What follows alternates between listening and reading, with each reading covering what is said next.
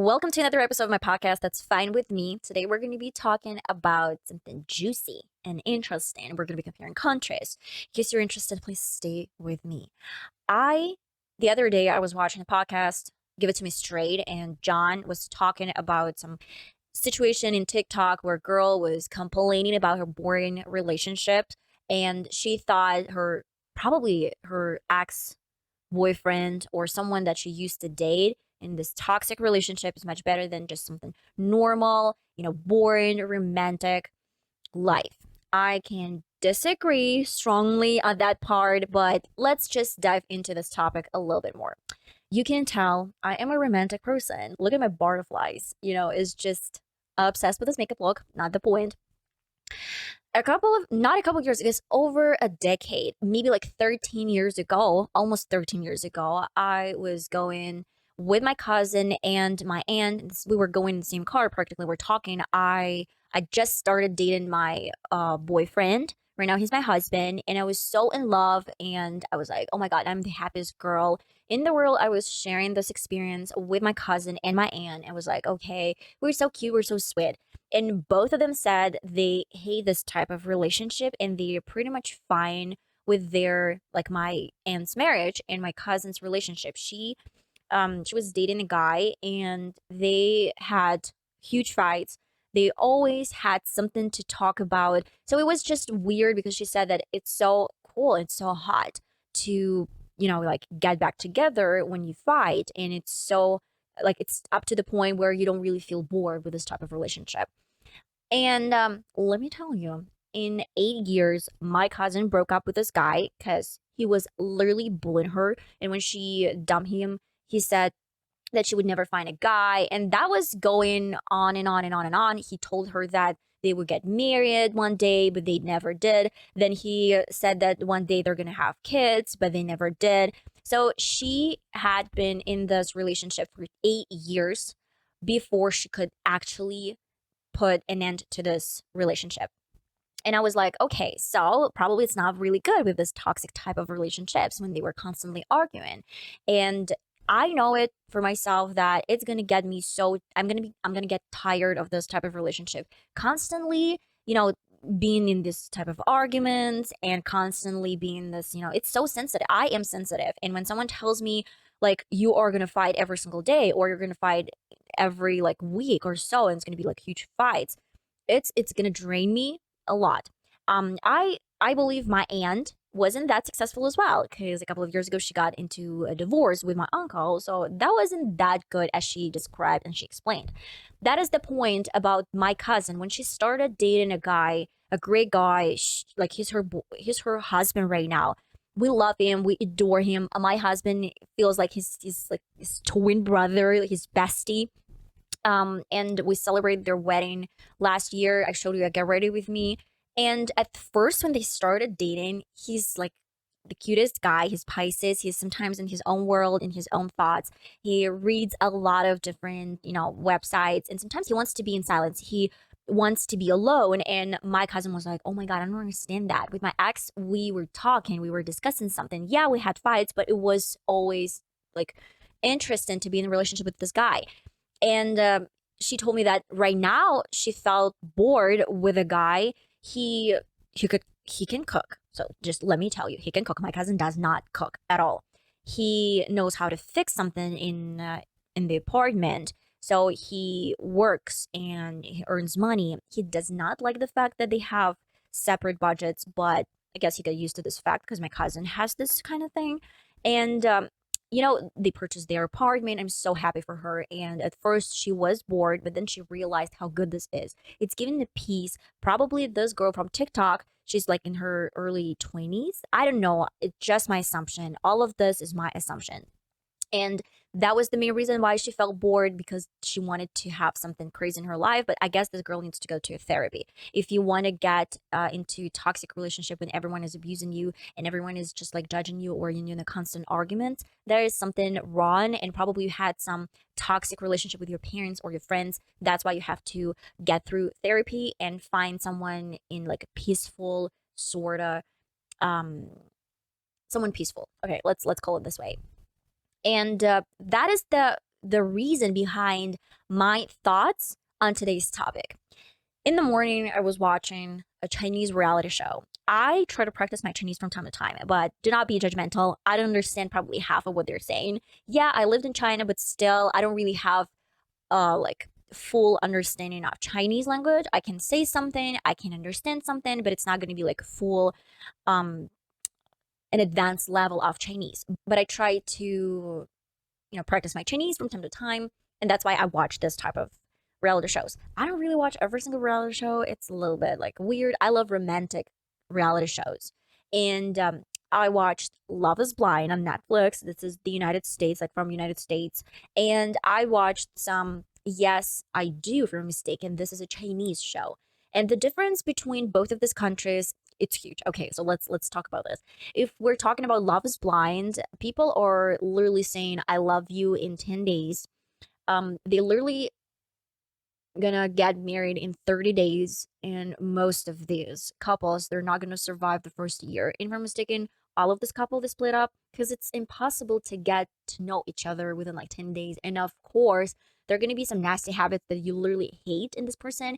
And yeah, you can have this mutual connection. You can have a lot of this, spirituality together, but you don't really know how this person behaves in um in a living situation, let's say. And the worst part is that I have a lot of friends.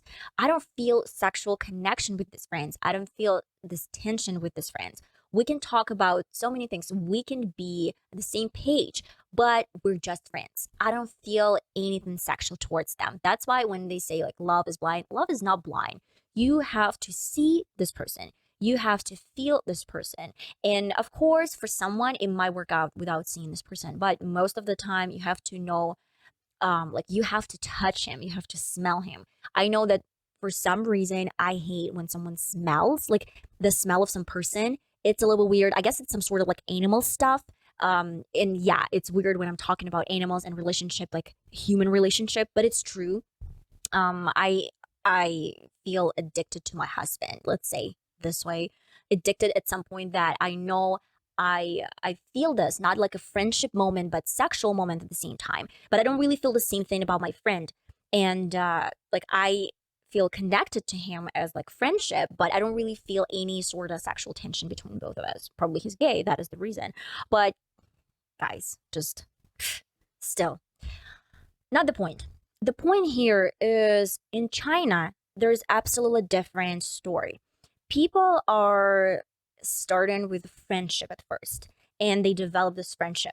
Um, Most of the difference between both of these reality shows is that they don't really get in the United States. They don't really get the guidance from the presenters. Most of the time, they're just by themselves and they're talking, they're behaving. Of course, they're cameraman, but most of the time they're alone with each other. And they start this sexual interaction in this intercourse, let's say, really soon. Like most of the time, you can see that they have sex in a week or maybe in 2 weeks.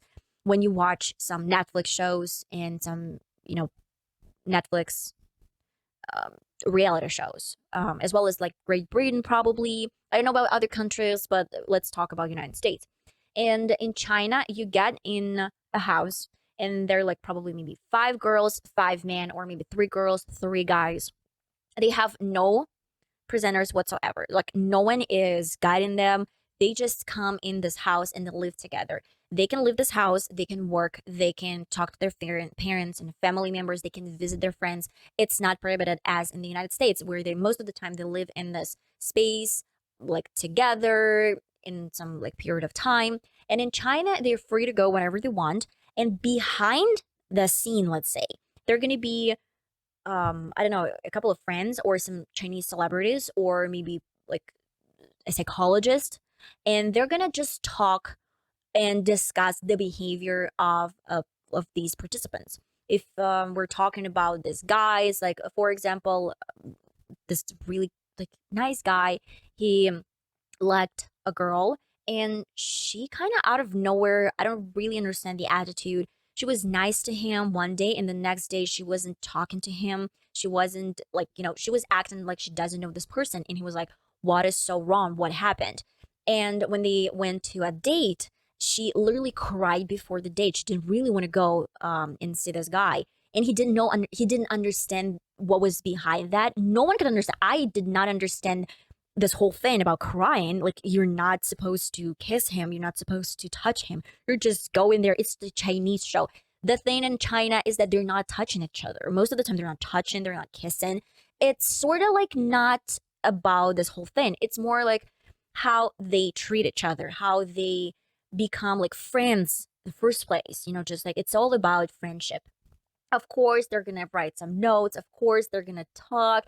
And the difference between China and the United States is that in US, people are literally just like kissing, and in China, if someone like touched each other or just like looked at this person for a second, there's gonna be some drama. It's not gonna be like a drama. It's gonna be, oh my god, it's so sweet. They're meant to be together. 非常甜甜甜甜甜甜. It means like sweet, sweet, sweet. It's so sweet. And you're like watching it. No, I look at people the same way every single day. It doesn't mean anything. And like, no, in Chinese reality shows, it's gonna mean a lot. It's gonna mean a lot. And most of the time, it doesn't mean anything. Then they try to guess who is gonna send a letter, who is gonna send some sort of like note, or maybe like to buy a present or something like this. They're gonna guess, and if they guess, they're gonna get some stones or like some piece of jewelry, and this team is gonna win or this person's gonna win behind the scenes. Like, it's so messed up at some point, but it's so cute at the same time. And in the United States, there are no bets. So just people, they are either together or they're not. And you can bet for yourself, like, oh, they're gonna split up. Oh, they're gonna be together. They're not gonna be together.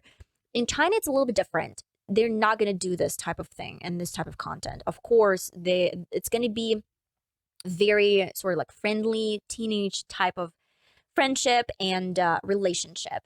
I love romantic reality shows, especially in China. It's so cute, but not every single. For example, I watch season 4, and there's a guy there, and he's so optimistic. I'm an optimist as well, and he's such an optimist that I feel happy when I see his reaction to some certain things. Like, and this is the thing. This is the thing about this guy, that a girl in the same like house just like, oh, he's so optimistic. I really like it. And they hang out each other. Like, they hang out, they like buy some gifts to each other, and they're like, hanging out, and so cool. And he's literally protecting her. You can see that.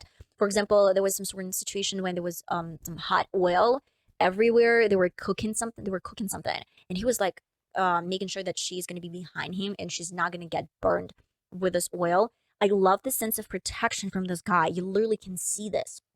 And for example, my favorite moments when he's like, oh my god, it's such a beautiful day. Oh, it's so sunny. The sun is rising. And he's literally that childish in a good way, in the best way, an optimistic way.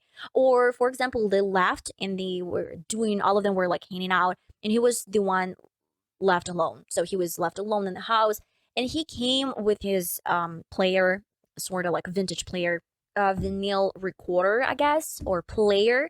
And he literally put on some music, and he started cleaning. He's like, okay, let's do that. So he's that positive, and I love this attitude. I love when people love their life, when it's so simple. The simplicity of life is what gives you the most joy. Money, yeah, it is important. Yeah, I'm not gonna lie. Career, of course it is important, but you have to find joy in the simplicity of your life. You have to find joy in listening to music and sunbathing, and that the day is beautiful, the birds are singing, and it might sound crazy. Of course, I guess only optimists are gonna, just understand me, and such people as this guy. I know that sometimes people are gonna get pissed off when you're so optimistic. While you're so optimistic, the life is hard and tough, and it is tough, it is very hard, but you can't live in sadness every single day. You have to find joy in your life. And yeah, I might think as a child I might be like a little bit childish, but I love childish people. They're just like my sort of twins. I love it. And there's the difference. A lot of, like, when you watch Netflix shows and something similar, most of the time you don't really get this sort of aggressive promotion and commercials. It's just here and there, probably there are going to be some sort of commercial about this and that. If we try to compare China, it's going to be a little bit aggressive, I'd say. You're going to see the products everywhere.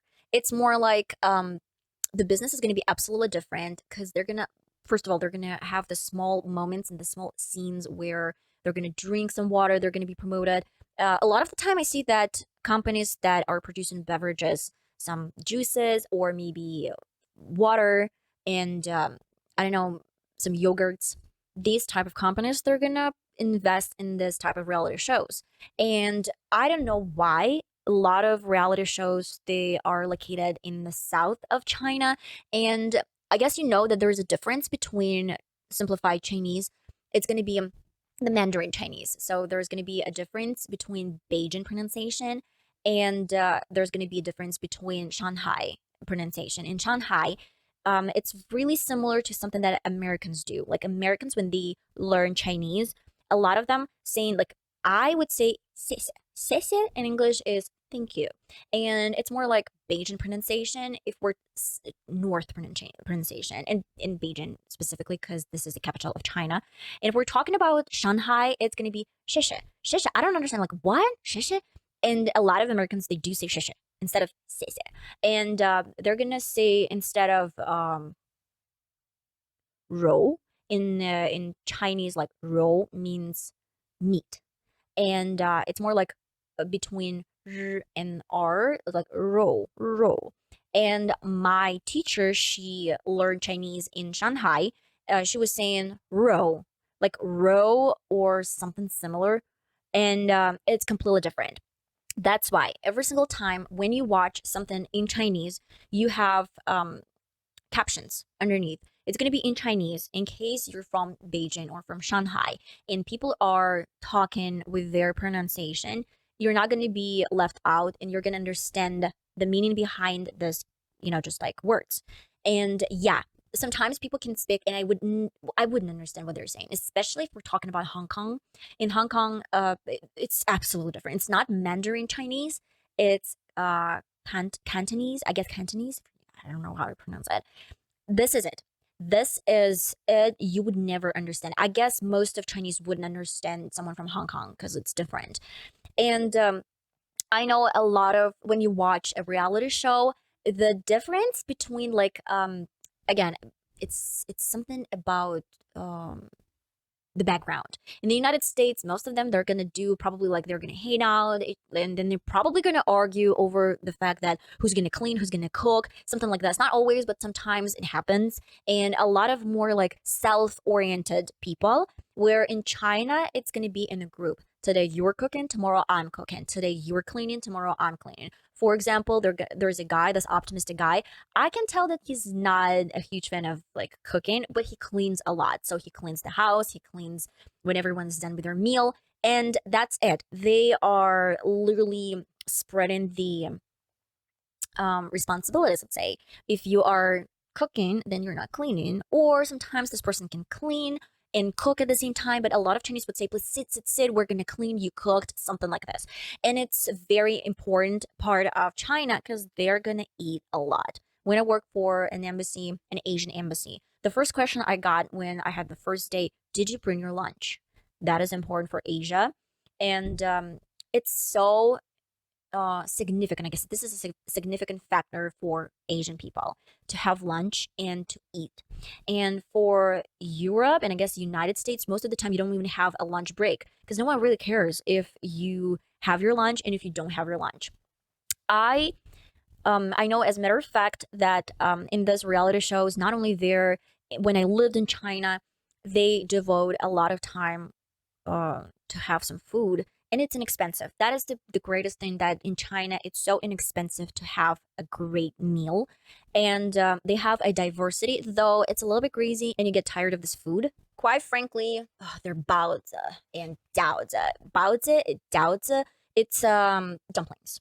But the difference in baozi is some sort of steamed dumplings, and it's more like small like cakes with meat, and daozi is something boiled, like regular dumplings.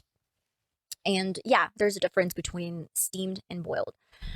So in China, when I watch this reality shows, they bond over meal. They bond over like restaurant walks, and a lot of this reality shows, they're going to be in restaurants, they're going to be in some small fairs, and they love it, and I kind of get it. It's so delicious, and they're going to talk about food.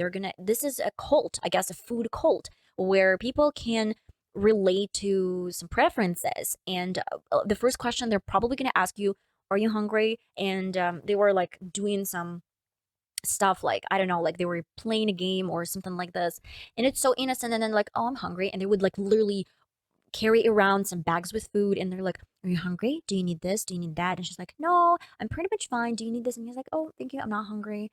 That's why they can like literally bond over food. I know, and this is the difference in the Chinese reality shows, not only reality shows but just like films.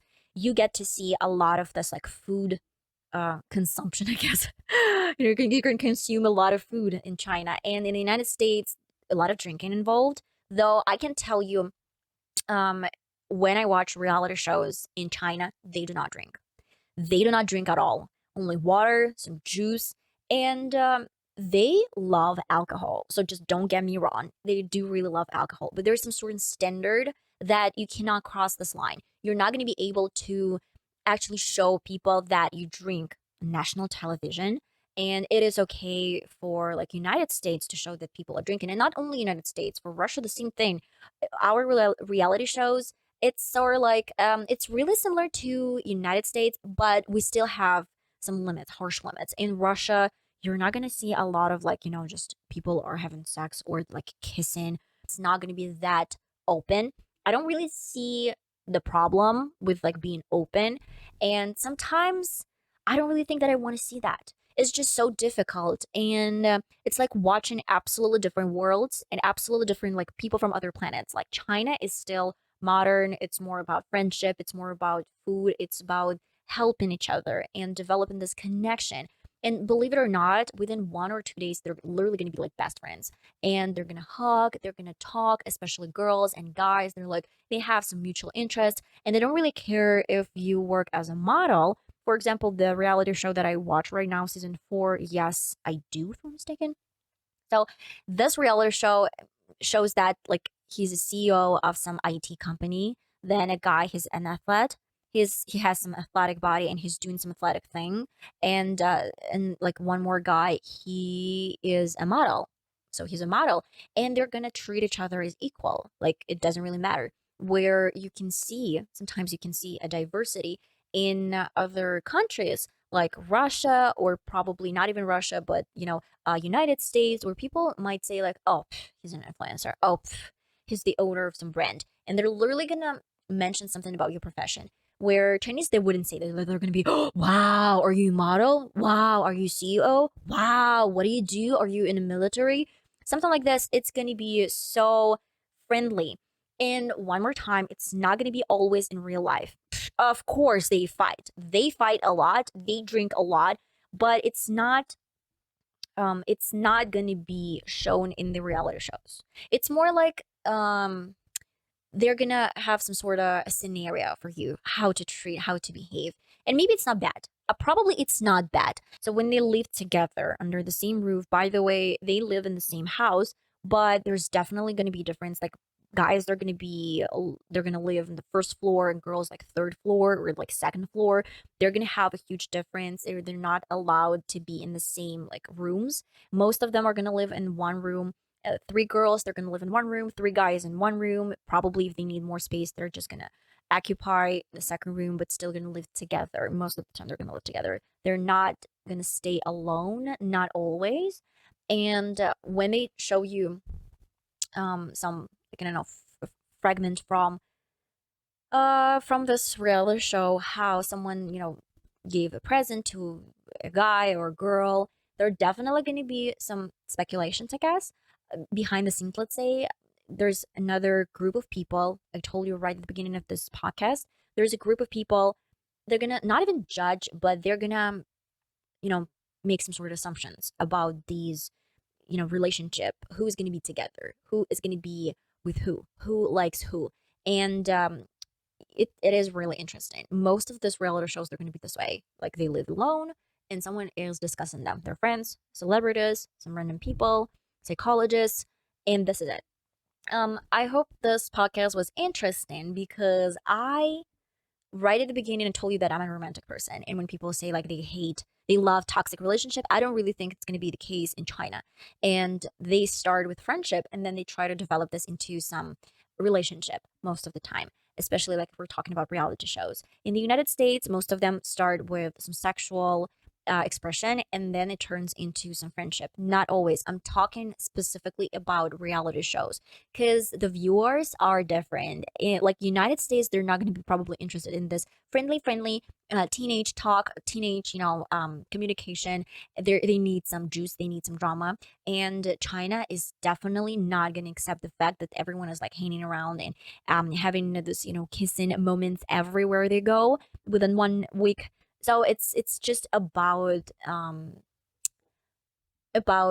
nationalities and about the way they can receive certain information and how they're going to receive this information, how they can react to this information. And that is it, guys.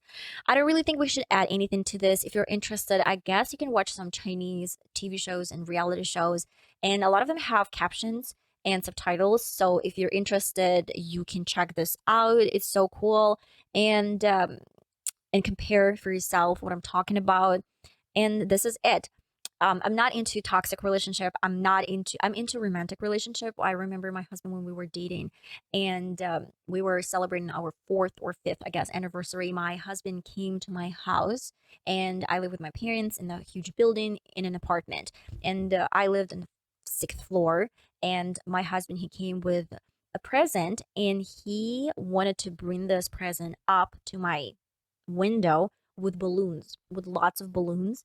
And I remember he called me and he said, "Please check out something. Look at the window." Like just I was like, "Okay, what is going on?" He was trying to with a string. He tried to direct a present with those balloons, but it was windy. We had a lot of trees. It did not work out the way he planned, but it was super romantic, and I still remember this moment. It's so cool. And I'm not going to be into a toxic relationship ever, I guess. And this, this like girly girl that needs romance, that needs a night, and it needs to be saved. Not saved. Okay. Just forget about this phrase. Um, More like I need a real guy that I can rely on. And I can do a lot of things by myself, but I still need some person in my life who's going to be um responsible for certain things, and I want to feel like a girl. I want to feel like a woman. I don't really want to feel like a man who has to take care of some sort of responsibilities. But from my side and my part, I'm gonna do certain things that he's not gonna be responsible for as well. It's like cooking dinner or maybe like taking care of certain things. Of course, he helps me. I help him when he builds something. When I cook something, he helps. But most of the time, like in general, it's just gonna be we're gonna split responsibilities where I can feel like a girl and woman, and he can feel like a man, and he's gonna be responsible for something like that men should do. Okay, I'm not insistent. It's your life. It's whatever you want to do and whatever you want to apply in your relationship, you can do this. It's my relationship and I'm saying what I like about my relationship. Okay, guys, love you so much. I hope this podcast was informative and let me know in the comments, what do you think? Is it something that you would love to see in your relationships, like Chinese build their like from friendship to a relationship, romantic relationship, or you love the way it is in the United States? If you have any stories, if you have anything to share, I have my mail down in the description box. You can share. This is going to be 100% anonymous, and I'm not going to share your info, but I'm going to share your story if you're interested on this platform, like in my podcast. Love you all, and I'm going to see you in my next video, in my next podcast. Love you all. Bye bye.